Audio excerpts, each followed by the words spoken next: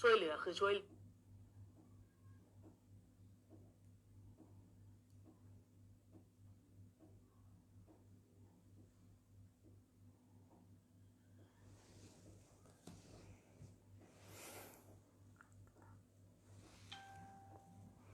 มาสงค้า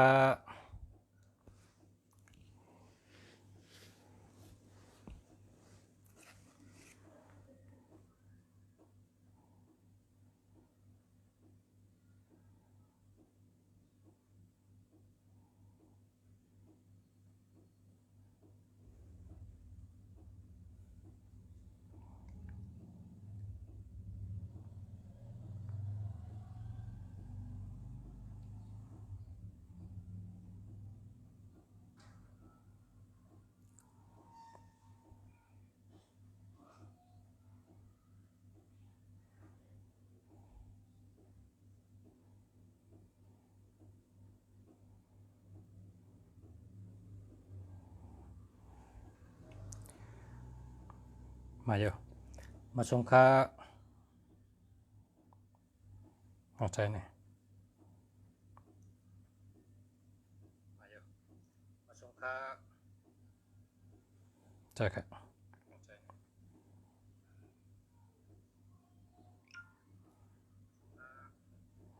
ใช่ครับ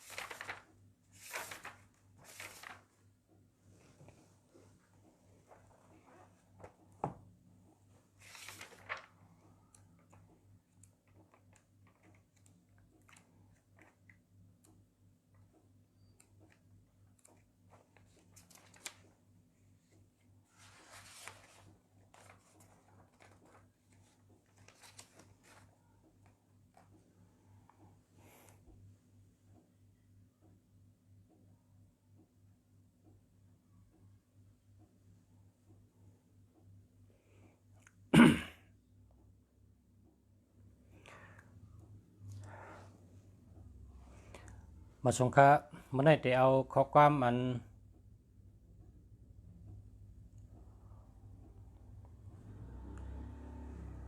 มีหนึ่งข้อพอหลากหลายหนึ่งข้อใน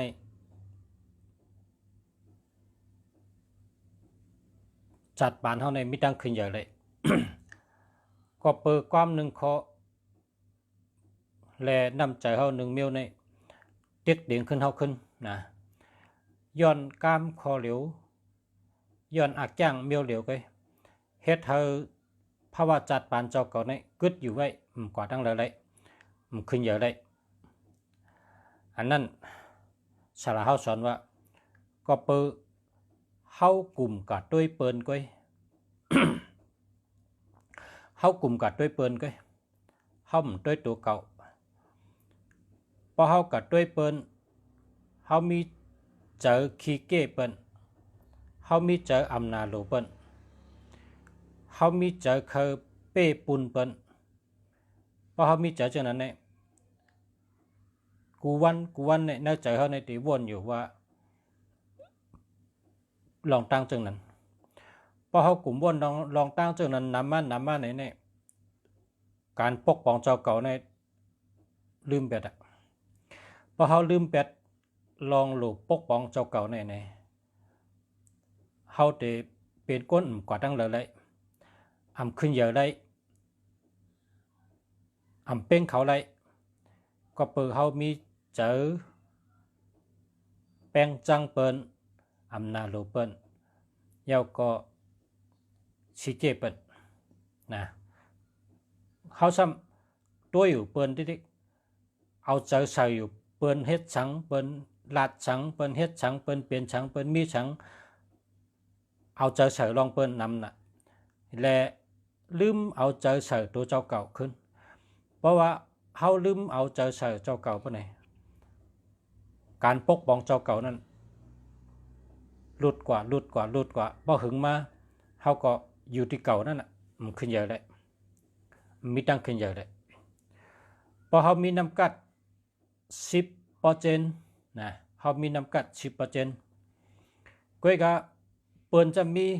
90% เปิ้นเฮ็ดมาหึงไหนอ่ะเปิ้นผ่านไม้ผ่านกัดผ่านพ้นผ่านน้ำผ่านแดดมาปียาวเข้าหึงแลเปิ้นเป็นมากอันนั้นหนึ่งน้ำกัดเปิ้นมี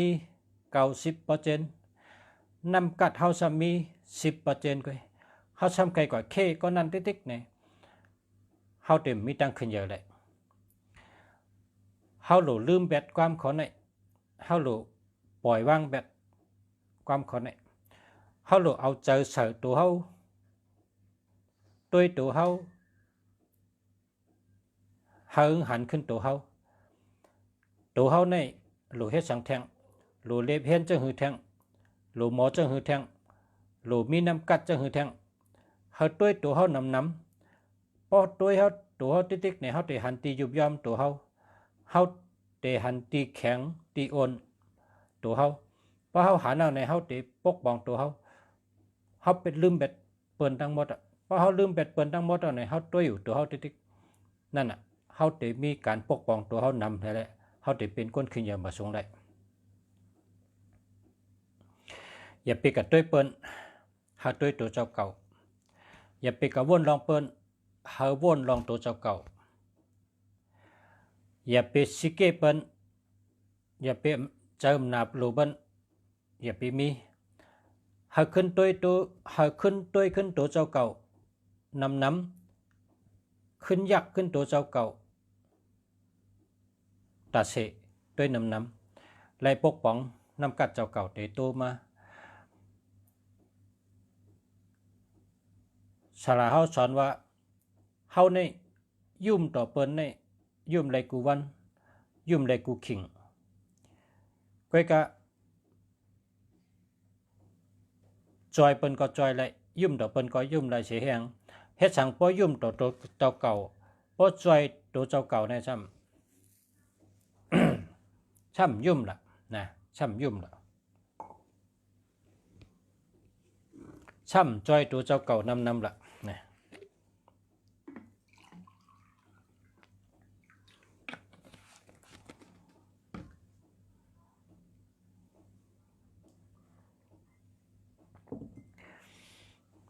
พอเฮาใครยุ่มต่อตัวเฮาก็โลชื่อหมันจำเข้มมาตำไว้ตีนังเฮาโลยุ่มต่อตัวเฮาขึ้นเฮาโลปันแห้งเจอตัวเฮาขึ้นเฮาโลให้แห้งเจอเฮาในตัวตอนแก่นแข็งไว้แต่เสก็เพราะฉะนั้นแหละเฮาโลชื่อหมันจำเข้มมาไว้ตาเฮาอันหนึ่งเฮาหลุดด้วยให้ได้ยุ่มต่อตัวเฮาขึ้นพอเฮากับหันเปิ้นเฮาต้องยุ่มต่อเปิ้นเฮาก็หลุดยุ่มต่อปันตัวเฮาขึ้นพองจอยเปิ้นให้เฮาก็จอยได้ตัดสิเฮ็ดจังบ่จอยเจ้าเก่าซ้ำห้ำจอยล่ะเจ้าเก่ามีลองยุบย่อมเจิงหือเมียวเหลอลองสั่งในก็ถ้าสั่งด้วยตัวเจ้าเก่าให้ได้ขึ้นจอยเจ้าเก่าขึ้นนำได้เพราะฉะนั้นเนี่ยเจ้าเก่าได้มีตั้งขึ้นเยอะนะได้มีตั้งขึ้นเยอะอำไรคอยเปิ้นหึงมาเจ้าเก่าก็ได้ป่นเปิ้นแก้หรือเปิ้นกว่านะข้อที่หนึ่ง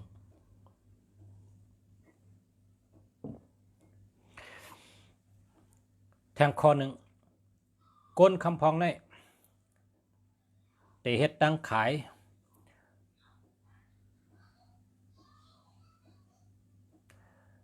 เอาเงินอันเจ้าเก่ามีใน ลงอาล่างแหวก็ซื้อมาเป็นก่อเป็นกองแล้วก็มาเฮ็ดเสียงข้าวยามมันคัดใจเฮ็ดเข้มทนเงินก็เสียงข้าวยามก็เสียงคัดใจก็เข้มทนก้อยกะพอเฮ็ดยาวๆนี่เอากับขายเนื้อกัดซ้ำอำแมนตั้งโหลเปิ้นนะซ้ำเข้าตั้งโหลเปิ้นป้อมเข้าตั้งโหลเปิ้นเปิ้นไหนอาล่างเจ้าเก่าก็ซุ่มข้าวยามเจ้าเก่าก็ซุ่มตั้งคัดเจอเจ้าเก่าก็ซุ่ม3 ซุ่มพอเฮ็ดจังนั้นอย่าไปเฮ็ดจังนั้นพอเฮาเตเฮ็ดสังแล้วลองสังก็เฮาหลูฮู้ลองนั่นอ่อนตั้งเฮากว่าเล็บเห็นว่าอันมันติกับเป็นพรดีกวนวันกวนเมืองนั่นเขาหลูอีสังอันเขาหลูอาเย่เยอะนะป้อมมีมไรนั่นเปลี่ยนอีสังอันเขาหลูเจ้าตาเสนั่นเป็นอีสังอันเขาเจ้าตื้อนำเลเปอร์นั่นเป็นอีสังเฮากะเล็บเห็นฮู้ลองกนตั้งนำอันเปิ้นเจ้าตื้อนั่นเฮียจังไกมาเฮ็ดอันเขาเจ้าตื้อเลยนำนั่นเฮาจังไกเป็นชัดเทเลย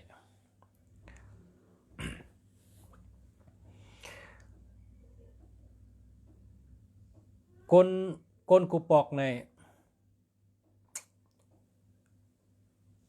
เฮ็ดแก่สารแห้งมันเฮ็ดแก่สารแห้งในมันเฮ็ดให้ขายกำในแต่ก็มันซ้ำกับซื้อกินแก่สารแห้งมันเพราะว่าได้กินในแก่สารในหลุดโตมเฮหลุดเจเฮไหลเปิดข้าวยามหึงก็ในแต่กองซื้อเอามาเฮก็เอามือเฮินกว่าแก่สารมันเอามือเฮินเฮก็มันก็มือจู้อันเปิ้นคนมีปัญญาเนี่ยถามคนมีปัญญาว่าลายเฮ็ดจังได๋เนี่ยเฮ็ดหรือเฮ็ดคนมีปัญญาก็รัดเดมันว่ามันหยาบเหรอที่1เฮ็ดไหนที่2เฮ็ดไหนที่3เฮ็ดไหนที่4เฮ็ดไหนก็เป็นข้าวเส้นแห้งมาว่า กำไรมันว่าคำเฮ็ดเขาเส้นแห้งอันนี้ข้าซื้อมาเปิดเนาะข้าได้เฮ็ดเป็นเส้นเหมือนไหนเส้นมันได้เหมือนไหนแต่ว่าข้าได้ใส่ให้เป็นสีเหลืองแล้วก็ข้าได้เฮ็ดให้ตั้งอันข้าเฮ็ดนี่พอเอาน้ำไม้ถอกลงก็ให้เอากิริยางใส่ลงให้คนๆให้กินได้กำเดียวเนี่ยข้าได้เฮ็ดจังนั้นน่ะกันในคนมีปัญญาจังว่ามันหยาบเหรอเมียวในเนี่ยพอก็ใส่แล้วเมียวในปองยานน้ำไม้เนี่ยโอนกำเดียวเส้นมันพอเอาใส่ลงในหวานแล้วก็เอากิริยางใส่เอาน้ำไม้ถอกให้เนี่ยกินได้กำเดียวเฮ็ดจังไหนแหละเนี่ยมันก็ถามคนมีปัญญามันก็เฮ็ดออกมาเป็นข้าวซอยมะมะนะเป็นข้าวซอยมะมะมันก็เอาแก่สารนั้นมาเฮ็ดก็กะแก่สารในเส้นมันขาวแล้วก็บ่ได้กินในเจน้ำเฮต้มน้ำไม้เฮจังได๋ได้กินมันนานได้กินมันหันมาหลายเส้นอะไรมันจะว่าข้ามเฮ็ดแก่สารแต่คัดได้เฮ็ดถึงสีเนี่ยเป็นเหมือนกันเนี่ยแล้วก็พอเอาใส่ลงในหวานเอากิริยางใส่เอาเส้นใส่เอาน้ำไม้ถอกให้กินได้กำเดียวคัดได้เฮ็ดจังนั้นก็ในคนมีปัญญาว่าเฮ็ดได้เหรอมีในปองยานน้ำไม้เนี่ยโอนกำเดียวกินได้กำเดียวมันก็เฮ็ดออกมามะนะเฮ็ดมะออกมาเฮ็ดมะมันก็เฮ็ดเป็นห่อพอเฮ็ดยาวเนี่ยมันก็สอนเพิ่นกินนะครับเปิ้นไปหมอกินมันก็สอนเพิ่นกินก็เลยก้นนำมันก็สอนเพิ่นกินนะก็สอนเพิ่นกินกำได้ซ้ มันเป็นชัดเทกว่าคนเฮ็ดมาเนี่ยเขาใช้ออดต่อนะกำไตเปิ้นว่าเขาใช้ออดต่อนะมันเป็นชัดเทกว่าเพราะมันเป็นชัดเทเนี่ยไตก็มันเนี่ยซ้ำก็หันอ่ะคนก็ในเฮ็ดจังได๋เนี่ยมันบ่ซ้ำเป็นชัดเทกว่าอ่ะอันมันเฮ็ดเนี่ยใส่ทงเจคาเตเฮ็ดตากคาเนี่ยค่ำใส่ทงเจคาเตฮือเนี่ยมันก็ตึงปังคนมีตังหูก็ตึงปังเป็นคนมีตังหูก็ว่ามันจะหยาบช้าก็นั่นเฮ็ดถงเพราะเจ้าเก่าคล้ายๆก็เจ้าเก่าเฮ็ดกวักปลาจำแถมจำกวักหรอตั้งกวักตั้งจองปันจำกันอ่ะมันจะหยาบช้ำเนี่ยเปิ้นรัดกันได้ไงมันก็ขอบใจข้าเนี่ยมันมาเฮินกันเดียวอ่ะผมมันมาเฮินกันเดียวอ่ะเขาใช้ออต่อเนี่ยมันก็มาเฮ็ดกวักมาจังเปิ้นเฮ็ดกวักเฮ็ดเจาะเฮียก็เสียนแต่มันหมอเฮ็ดอ่ะมันก็เฮ็ดเสียนเหยียดใส่ในกวักตั้งเจาะทั้งกิริยาใส่ในกวักเฮียก็เฮ็ดออกขายมันก็จำเลยเป็นสัตว์เทศอย่างนะอันนี้จังว่าเฮาติเฮ็ดการก้าเนี่ยเฮาติขายตั้งขายเนี่ยฉลาดสอนว่าเฮาอ่ำลีเอาเงินเฮาก็ซื้อมาเฮียก็มาเฮ็ดเข้มๆเฮียก็เชียงข้าวยามเฮ็ดปล่อยเฮ็ดยาวกองไว้บ่เต็มเฮือนห้ำจังไปกักขายจังได๋เนี่ย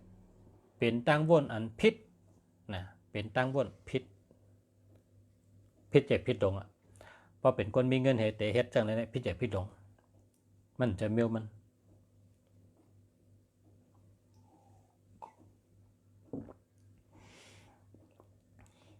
พอเคยเป็นคนมีเนี่ยลูกกะหาตีขายมันอ่อนตั้งฮู้ว่าขายไรฮู้ว่าเปิ้นเจ้าน้ำเหี่ยวเฮาจังไปมาลงอล่างเฮ็ดนะกว่าตีขายไปมาเฮ็ดฮู้ตีขายอย่างไปมาเฮ็ดอันเปิ้นสอนจังได๋นะสอนจังได๋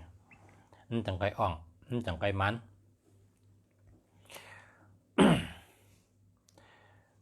อันเปิ้นเฮ็ดแท้แลเป็นคนมีเนี่ยว่าเพราะว่าในเมืองไทยเฮาในเปิ้นห้องสังอ่ะเป็นเต้าเฮาก็บ่กินแล้วก็เป็ดอ่ะนะเมื่อเฮาก็เรียกในเปิ้นห้องว่าลีโปนะลีโพพอตั้งเมืองไทยในเปิ้นห้องว่ากระทิงแดงมันเป็นเต้านั่นน่ะอย่าแห้งมันแห้งเต่งกับอัน เจ้าไหนเนี่ยพอกินเอาเฮาก็เฮ็ดการพอกินเอาก็เฮ็ดการทึมเตาเป็ดให้น่ะมันเป็นน้ำน่ะอันนี้ก็พอเฮ็ดนี่มันเป็นคนมีเลยนะเป็นคนมีเลยก็เพราะว่ากินน้ำกินเอาเป็ดคนเฮ็ดการนี่ใครกินกูก็ใครกินกูวันน่ะปองตึกมีเงินหนูนี่ใครกินกูก็ใครกินกูวันพอกินเอาเป็ดนั่นก็มีเงินคนอันเฮ็ดจังได๋เนี่ยมีเงินน่ะนะมีเงินน่ะอันสาระเฮาในกองสอนว่าก้นอันเฮ็ดจังได๋เนี่ยมันก็ด้วยก้นเฮ็ดการอันตั้งว่ากัดด้วยก้นเฮ็ดการในว่าเขาเฮ็ดการเฮือเนี่ยเขาก็กินน้ำให้กอกลองคอแห้งเนี่ยว่ามือกูปอกนั่นไปมีน่ะดิโพนว่าไปมีน่ะกระทิงแดงไปมีเพราะเขาเฮ็ดการเฮือเนี่ยเขาเคยก็กินน้ำลองคอยกอกเพิ่มในการขึ้นการในมันวนว่าคนเหตุการณ์ทั้งวันทั้งเมืองเนี่ยพอเฮ็ดออกมาอันเป็นแต่เต้นน้ำเขาอะไรเนี่ยเขาแต่ได้ขายเลียเนี่ยเขาจังไปเฮ็ดออกมาพอกองเฮ็ดเอาเนี่ยก็อันนี้เจ้าซ้ำหมดติจ้าในกองเฮ็ดเนี่ยซ้ำกองเฮ็ดแทงเมื่อเดือนในมีเป็น4-5 เมลอันนี้ว่าตั้งได้เหมือนกันแต่ว่าตัดสิกมันนั่นกันนะอันนี้ก็เป็นสัตว์เทกูก็ปื้อเฮ็ดสังแดงเป็นสัตว์เทเนี่ยเขาก็หันคนเฮ็ดการเนี่ยบ่เฮือเนี่ยก็ตักกินน้ำให้กอกให้ว่าเฮือน่ะอยากข้อแห้งให้กำเนี่ยว่าเขาก็ด้วยนั่นให้มาเฮ็ดจังว่าเขาปกติเฮ็ดสังแดงเฮาก็ด้วยตีขายมันคั่วขายแล้วเนี่ยจ่องก้อยมาลงทุนเฮ็ดมันจะได้เป็นคนมีนะเฮาจะได้เป็นคนมี พอเขาเคยเป็นคนมีเนี่ยเขามีเงินไว้เนี่ยเขาอย่าไปเอาเงินเท่านั้นกว่าซื้อสังเขามันรู้ซื้อให้มิวเขาหลุดก็เห็นหูติดในคนนกัดอันเป็นตัวใจน้ำอันเป็นใจน้ำเป็นกินน้ำนั่นเขาจงไปมาเฮ็ดในข่าวว่าเนาะในเป็นก้นอันเป็นช้อนกันตัวเดียวเนี่ยนะอันเป็นช้อนกันตัวเดียวกับในซ้ำกับตัวเดียวในซ้ำกับตัวเดียวในกาดอันใหญ่สิเป็นในซ้ำเป็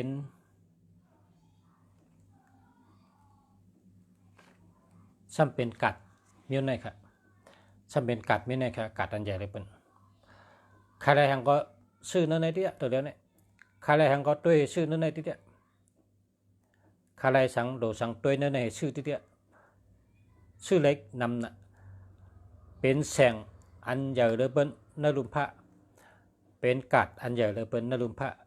เป็นก้นเข้ากัดนำเลยเป็นนลุมพระเป็นนั่นเนี่ยเป็นพงเนี่ยนะเป็นพงเนี่ยเมื่อเร็วในพอมีพี่น้องเขา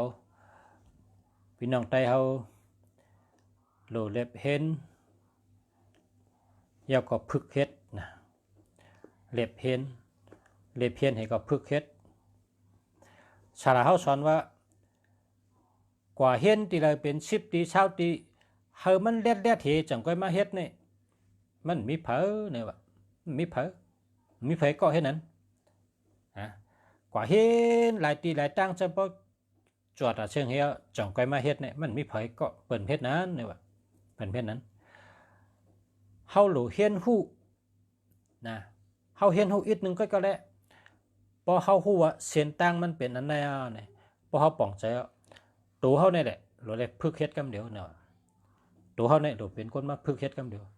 พอตัวเฮาในพึกเฮ็ดตัวทั่วบ้าเนี่ยนะผิดก็เยอะถูกก็เยอะแคมก็เยอะแคมก็เยอะให้เอาตัวเฮาในมาพึกกำเดียวก็เลยพึกเนี่ยต้องเลยพึกโหลเลยพึกสืบอย่าปันขัดนะอย่าปันขัดเฮ็ดไหนติอ่องการชังก็ย่องติอ่อง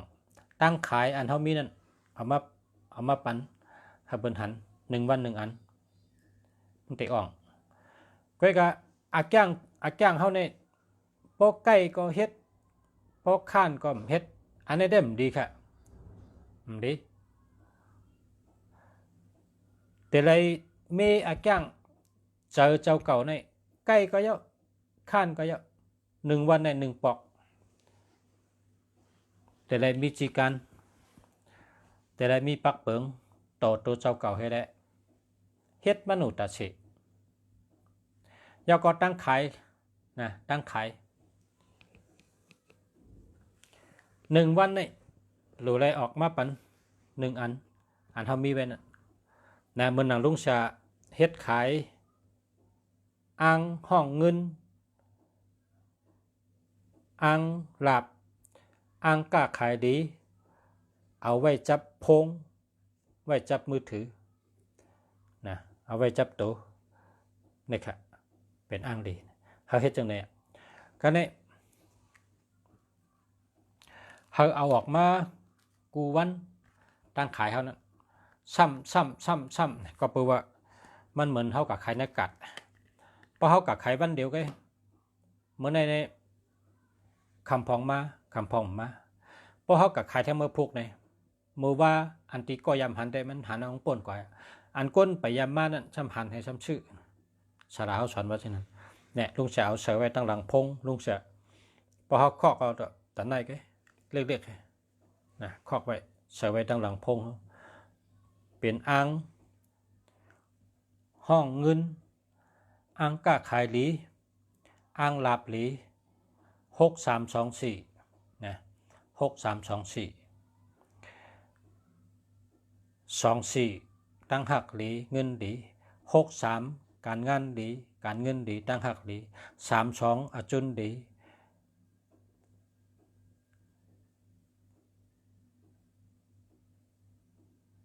15มีคนจ่อย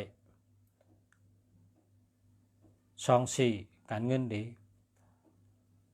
7-8มีปรมีมีอำนาจนะมันจะจงอันอ้างอันไหนนะเฮ็ดจังไหนพอแม่พี่น้องเฮาโหลพึกเฮ็ดจังไหนแต่ก็เขาโหลพึกเฮ็ดจังไหนเฮาพึกเฮ็ดในมันเหมือนคนกะสอนลายว่าคนกะสอนลายในอัมโมเลยกะสอนนะอัมโมเลยกะสอนก็กะศาลาเฮาในแคมก็เยอะแคมก็เยอะเฮาอย่าเป็นนี่เฮาอย่าเป็นนี่เพราะว่าศาลาเฮาลาดเอาเนี่ยเฮาฮู้ล็อกมันน่ะล็อกลายอันเฮาโหลกะสอนลายนั้นมาเนี่ยเฮาโหลมาพึกเฮ็ดกันเนี่ยพึกเฮ็ดให้เฮาเนี่ยการโตทบเฮาเนี่ยมันติเกไขบันเฮาขึ้นตีแล้วแลยุบยอมเฮาก็เกกว่าตีแล้วหลปกป้องหลเพิ่มแถมกว่าตีแล้วหลเมกะตีแล้วหลแก้กว่าตีแล้วหลใส่แท่งกว่ามันเหมือนจังไหนกันมันได้แคมตอนกะนะมันมีติ่งต้านอันไรได้กว่าขึ้นกับเป็นติ่งต้านในเอาเงินกับซื้อขึ้นชิปตีเช่าตีเฮอันเอ็นว่าเพราะว่าอะไรขึ้นติ่งต้านนำมาคาเตมาเฮ็ดกันเองอ่องกำเดียวเนี่ยมันเจอสาระว่ามันเจอขึ้นตีใดตีหนึ่งก็เลยอ่ะเพราะขึ้นตีหนึ่งอ่ะเนี่ยหู้ตังมันอ่ะหู้รองเมลมันอ่ะเนี่ยเขาเฮ็ดตัวทบนี่แหละตัวทบในซ้ำกันตอกเฮ็ดตัวทบในซ้ำหรืออะไรมีจีกันมันจะนุ่งสาวาเนี่ยจีกันเอาไว้ปักเปิงลีเฮ็ดกูวันตามสืบอย่าปันขัดนะเฮ็ดตัวมันหนูตาเสมันก็เตแค่มาติกยอก็คนหูจักก่อนเดนำมาติกยอก็ตั้งขายเจ้าเก่าอันเจ้าเก่าเฮ็ดไว้ในก็มันตื่นเลยขายนะคนเมืองลอกาเนี่ยพอเปิ้นหันปากก็นะพอเปิ้นหันปากก็ตา10ก็เขาก็จะซื้อเขาอยู่ตา90เขาสนใจแต่ว่าตา10ก็ในเขาถึงซื้อเขานะอ้างอันประชาเฮ็ดก็ยะตั้งขายไปก็ยะเป็นจังได๋ครับปุงจำอันนี้ก็หมดในก็ประชาได้ขายกว่านะมี10ใบค่ะเลขขายกับมันเนี่ย10ใบนะเลขขายกับอ้างอันนี้แล้วว่าประชาเฮ็ดออกมาก็เลขขายตั้งขายในอันที่ต้องจะเอามารัดนี่ก็มันเป็นเฮ็ดในเปิงแตกว่าพอแม่พี่น้องใต้เฮาพึกเฮ็ดนี่ก็ลัดลีอุบลีสร้างล่างในเปิ้นร้อยไว้ใจเย็นเปิ้นก็ได้หึงมาได้ป่องใจกะนะเพราะป่องใจกะยาวเนี่ยเปิ้นได้จอยอยู่ก้อยกะคอลำลองชุดอันเจ้าเก่าเฮ็ดนั่นได้เป็นของเตะได้เป็นของลีเพราะเปิ้นเจ้าหึงจอยเปิ้นไหลเพราะเปิ้นเจ้าหึงมีอโจเตะในข้อสำคัญข้อลำลองเป็นข้อลำลองอายุเยอะทน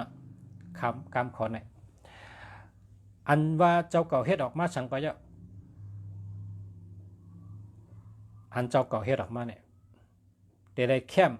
ได้ลีได้เจอเตะเปิ้นกับเจ้าได้เป็นรองลีเตะแล้วก็เปิ้นก็เลยฮับพรดีมาเตะพอมันอันปันเปิ้นกับเจ้าเฮแลเปิ้นไล่กว่าให้เปิ้นกับเจ้าเปิ้นไล่พรดีมันมาเตะปะเนี่ยพอหึงมาเนี่ยมันได้มาติ๊กอันนั้นดำลองน่ะเจ้าเก่าโลเฮ็ดออกมาเป็นของดีเตะเฮียแหละพอกับเจ้าหึงดีเตะหึงจอยไล่เขาเตะนั่นไงนะหึงจอยไล่เขาเตะนะอย่าไปเฮ็ดอันมิ่มดีนั่นอย่าไปเฮ็ดละเพราะว่าเนื้อกำผาในความลับในมันมีเนื้อกำผาในเรียนกันอันว่านั้นนั่นไร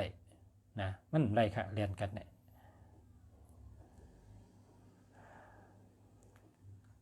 มันไรละอย่าไปเฮ็ดโกนเฮาคาในโลไว้กาคันเจ้าเก่าเนี่ยนะโลไว้กาคันเจ้าเก่าโลฮักอิงชลีสมาธิกาคันตัวเจ้าเก่าเนี่ยโลฮักเตะ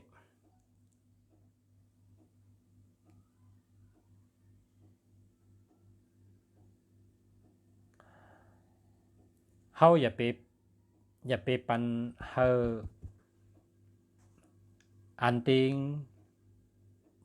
โมโมมองมองเศร้าเศร้าลำลำเนี่ย เศร้าเศร้าลำลำโมโมมองมองเนี่ยอย่าไปปันมาจับเขานะอย่าปันมาจับเขาในความหลาดเท่าเกาหลีในตังเฮ็ดเท่าเกาหลีนะอย่าไปปันเมียวอันเก่าเศร้าเว้ามองลำพึดเมียวเจนั่นอย่าไปปันมาเตอเขาก็เฮ็ดสังก็ยะทัดสังลีเลียวจงก็เฮ็ดอันในใจมีพรดีเตะนะจงก็เฮ็ดเมื่อนังลุงเสียไล่ลูกระทากระทาที่ลุงเสียลูกว่าเมื่อเดี๋ยวในกวนใจใน เขาขึ้นโทมาลัดนะเป็นลายเฮงค่ะคนใจเป็นลายเฮงอ่ะก้นอันเขาด้วยมันซ้ำเป็นแสนใบค่ะอันนี้อันลุงเสียปันกับกระทาในลุงเสียก็เลยอมชบก็กะเมื่อเป็นเจ้าสางในว่ากูก็ให้ได้ไล่กันตั้งจ้องนะกระถาเนี่ยนะกระถาในกระถามีแห้งพอหลอดในมีแห้งกำเดียวเพราะเมื่อเราแล้วเจ้าเก่าดินมือโอนนะเพราะวันนั้นเนี่ยดินมือพระโอนเชียงทำผมไข่ต้มไข่เนื้อถ้าผมไข่ลาดช่างไข่กินทั้งถ้าผมไข่แห้งคักอะไรหมดนะเนี่ยพอหูตัวว่าแห้งคักในกะเลยหมดเนี่ยหลอดกระถาในกำเดียวละ หลอดกระถาในกำเดียวชูเจ้าหลอดด้วยนะชูเจ้าหลอดด้วยเพราะชูเจ้าอยู่ที่ในเมืองไทยเนี่ยนะเพราะชูเจ้าอยู่ในเมืองไทยเนี่ยชูเช่ากันต่อครับชูเจ้าโดยหนังมันหรอแคมทนเตรียมเล็กไทยนะเข้ากับใน YouTube เตรียมว่าพารามพลักและเตะหันว่ากระถาในลีลอดนะประชาได้เอาปันเมื่อกับเนเรดิโอเนวิดีโอเนี่ยมันมือเพในเมืองเขาก็โทรมาลัดคนตัวนำนะประชาคนใจก็อ่านเฮงคนตัวได้เป็นอันตัวอันชิกเขาตัวได้เป็นแสนไปนะเขาลัดเช่นนั้นกระถาในจ้ำนะเมื่อในปันทางกระไรกระถาในเป็นกระถาป้อเมื่อเราเหตุการณ์ก็แห้งสุรสตรีมาเมื่อได้ตินมือว่ามีแห้งไปคันตกคันหนึ่งคันต้งคันไหวคันต้งคันหนึ่งพอเขาเป็นจังนั้นนะหลอดกระถาในคำเดียวมีแห้งมากคำเดียวค่ะมีแห้งมากคำเดียว ว่าจังนั้นสาธุสาธุสาธุนะโมตัสสะภะคะวะโตอะระหะโตสัมมาสัมพุทธัสสะนะโมตัสสะภะคะวะโตอะระหะโตสัมมาสัมพุทธัสสะนะโมตัสสะภะคะวะโตอะระหะโตสัมมาสัมพุทธัสสะสาธุว่าสามคำนะว่าสามคำเพราะว่าสามคำมันก็อุงหานุมานะสังสะตังมีเก้าคำอุงหานุมานะสังสะตังมีเก้าตัวนะองหานุมานะสังสะตังมีเก้าตัวนะคาถาเก้าตัวนะกัดว่ากัดชูเจ้าว่าจับชุบที่เหตุการณ์อยู่ก็เหตุฮอกาอยู่ก็กันต่อเหตุการณ์อยู่ก็ลอดฮอกาอยู่ก็ลอดขับรถเครื่องอยู่ก็ลอดกว่าตั้งอยู่ก็ลอดเฮ็ดสังอยู่ก็ลอดจับชบนะลอดจะเนี่ยมันดีนะมันแห้งแห้งตัวแห้งใจในมันเบาทงหงมากคำเดียวเมื่อกูปอกในเจ้าฉาเฮาคาในเจ้าฉาลงนะเจ้าฉาแก้วนาคีเนี่ยเจ้าลูกของนาคีเนี่ยไปขึ้นโดยหมดแล้วก็ลงบางลงเมื่อชุงซ้อมบันติปังลงเนี่ยเขาเป็นเจ้าสั่งเนี่ยเรียนจำบ่เฮอขึ้นเนี่ยเจ้าเสียกระถาดินเบาเจ้าเสียนั่นว่าเฮือเนี่ยกระถาดินเบาเนี่ยรถเนี่ยเพราะรถเนี่ยดินเบานะเนี่ยว่ากระถาดินเบาเนี่ยว่าเจ้าเสียลงแก้วนาคีเนี่ยเขาจะเป็นเจ้าสั่งเนาะรถที่7 ปีเนี่ยนะฮัลโหลเจ้าเสียเนี่ยไปไว้น่ะลูกของที่แก้วนาคีเนี่ยขึ้นโดยหมดขึ้นเดียวขึ้นไต กองยาวมือกับมือฮอดมือชงซ้อมตีปังลงnàyนะไปไว้น่ะนะลูกตีเกียงนาคีมาเกียงนำใช้กูปอกในเป็นฉลาดตะเป้กันเนาะลูกเกียงนำใช้ก็เกียงสามชั้นมาปังหูมื่นก็นาคีก็จอมเรียนจอมเจ้าเนี่ยมันจะสอนมันจะก็ว่ากระถาในกระถาตีนเบานะวันนั้นก็เลยกระถาตีนเบาก็เลยไปหูเหอะนะไปหูเหอะลีจะกระถาไหนนะรัดตัดติดมันก็พิษชังรัดอันนี้มันพิษชังพอติดรัดก็เขาว่าสาธุเนี่ยรัดนำมอตาซา3 กรัมเขาติดรัดกระถาปุกเลยก็จะโหลดเลยรัดนำมอตาซา3 กรัมติดก็เฮ็ดสังเลยรัดในนี้บอกว่าเขาค่ะย้อนข้างอันก็เราเตรียมมาห้อมหู้น่ะกระถานี่เป็นกระถาเจ้าของเป็นเผยเขากอมหู้น่ะเงาโหตีมันน่ะห้อมหู้เป็นกระถาเผยเตรียมมาลูกก็เลยมาตีโหตีเนี่ยเผยกอมจังรัดน่ะเนาะเขาก็ย้อนกับเราว่านับยำเขาเจ้าให้ได้ย้อนข้างเขาเจ้าเฮาเลยรัดกระถานี่ย้อนข้างรัดแค่วันไหนกะเพราะเป็นคำใต้ได้เขาก็ยกมือขึ้นให้ก็รัดน้ำมอตาซา3 กรัมพอรัดน้ำมอตาซา3 กรัมเขาก็รัดกระถานี่นะรัดกระถานี่เป็นกระถาลีค่ะ